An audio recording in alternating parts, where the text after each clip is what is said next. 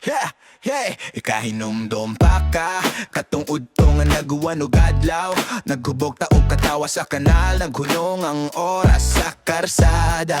Yeah, gidaro na tong lapok sa tiil, gihawid nimong sapatos nga barato ra kaayo. Gisaway ta sa imong mama sa bintana, nagpakabagag nawong ta sigigdagan pa. Pagmahay sa adlaw nga gihusikan sa dihang bata pa, watak kahibaw nga kanadi ay mauy labing mahal nga regalo sa Ginoo nga wala to gisalbat. Pagmahay sa adlaw nga gihuisikan, yeah. Kay karon kalit na lang natigulang, nagdalikyat sa oras nga gihusikan sa dihang bata papata.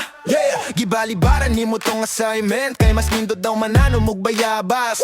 Gipalabi nako ang duwa kay sayon ra ang ugma karon ang ugma maunay gapahinumdom na to.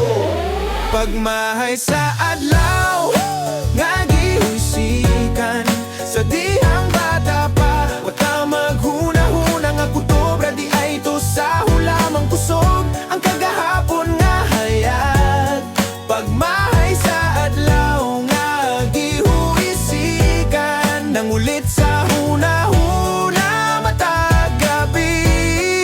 Kung pwede pa lang mo pauli sa adlaw nga gihusikan sa dihang bata pa. Unsaon pagbaylo sa sweldo overtime para sa usaba hapon nga pulos ra ka sa baugabo. Gusto ko mo palit usa ka kilid sa kalsada nga puno sa imong katawa, sa akong isingaway kabalaka.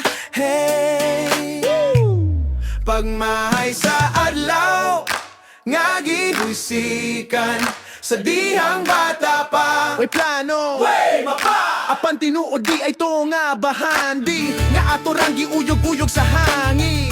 Yeah, pagmahay sa adlaw nga gihuisikan, apan salamat gihapon sa higayon kay bisan sa huna-huna mabalik pa ang adlaw nga gihusikan sa dihang bata pa.